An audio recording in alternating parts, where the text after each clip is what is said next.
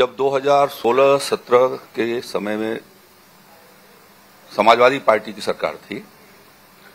उस साल कृषि क्षेत्र का जो उत्तर प्रदेश का बजट था वो 3,990 करोड़ रुपए के आसपास था और उन्होंने जो खर्च किया उस समय वो कुल मिलाकर के खर्चा उनका 2600 करोड़ रुपए के करीब हुआ और 1300 करोड़ रुपए से ज्यादा का उन्होंने सरेंडर किया। जी। योगी आदित्यनाथ जी की सरकार ने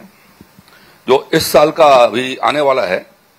1 अप्रैल 2024-25 का जो बजट विधानसभा ने पास किया है, उसके भीतर हम लोगों का बजट है 8,500 करोड़ रुपए का, यानी उस समय से लेकर के 110% के करीब हमारा इजाफा हुआ है। स्वाभाविक रूप से ये सारी योजनाएं कृषि कल्याण,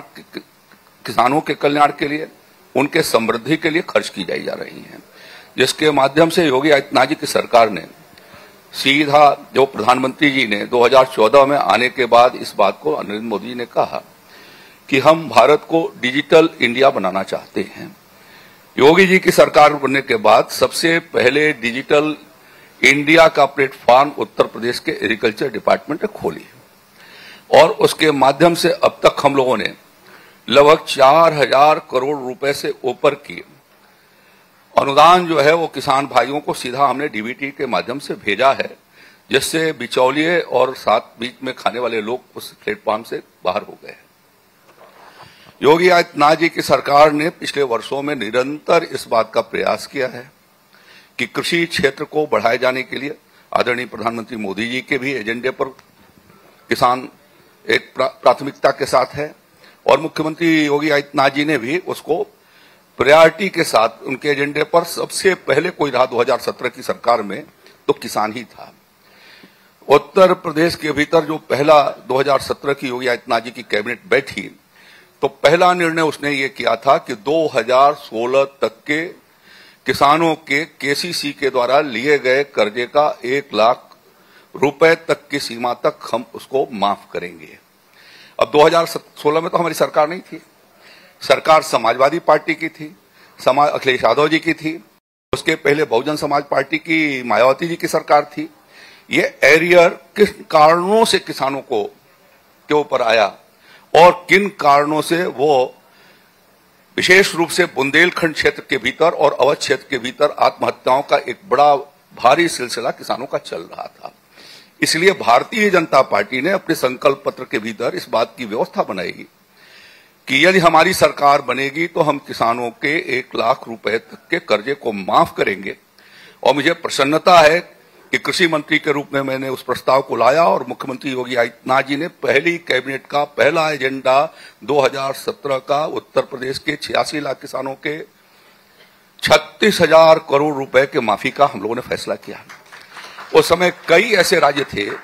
जिनका 36,000 करोड़ रुपए का बजट नहीं था और उतना किसानों को राहत देने का फैसला योगी आदित्यनाथ जी की सरकार ने किया और इतने बड़े अमाउंट को हम लोगों ने सरकारी खजाने से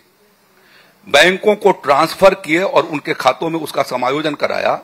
आज तक उसके बारे में एक भी कहीं अनियमितता की शिकायत नहीं आई। तो ये कितनी ट्रांसपेरेंट तरीके से योगी आदित्यनाथ जी की सरकार ने टेक्नोलॉजी का इस्तेमाल करके और उसको ट्रांसफर किया। इसी तरीके से हम लोग निरंतर किसान भाइयों को खरीफ और रबी के सीजन में दोनों मिलाकर के पिछले वर्षों में हमने 7.5 लाख 8 लाख कुंटल तक हमने उनको प्रमाणित बीज और आधारी बीज दिए हैं। ये किस लिए किया? इसलिए किया कि यदि हम अच्छा उन्नतशील बीज लगाते हैं अपने खेतों के भीतर तो हमारा प्रोडक्शन 12 से लेकर के 15% तक बढ़ सकती है और इस नाते किसान भाइयों को वो सुविधा मिल सके। और जो समाजवादी पार्टी के जमाने में 4-4.5 लाख बीज जाते थे और उनके जमाने में बीज गोदाम से वो किसान को मिल नहीं पाते थे, हमने सबके रजिस्ट्रेशन कराए। आज उत्तर प्रदेश के कृषि विभाग के पोर्टल पर 2 करोड़ 70 लाख से ज्यादा किसान रजिस्टर्ड हैं। हम पीएम किसान सम्मान निधि का पैसा 2 करोड़ 62 लाख किसानों को भेजे हैं और अब तक हम लोगों ने उत्तर प्रदेश के भीतर किसानों को 33,000 करोड़ रुपए आदरणीय प्रधानमंत्री मोदी जी का पीएम किसान सम्मान निधि का पैसा हम किसान भाइयों के खातों में भेज चुके हैं।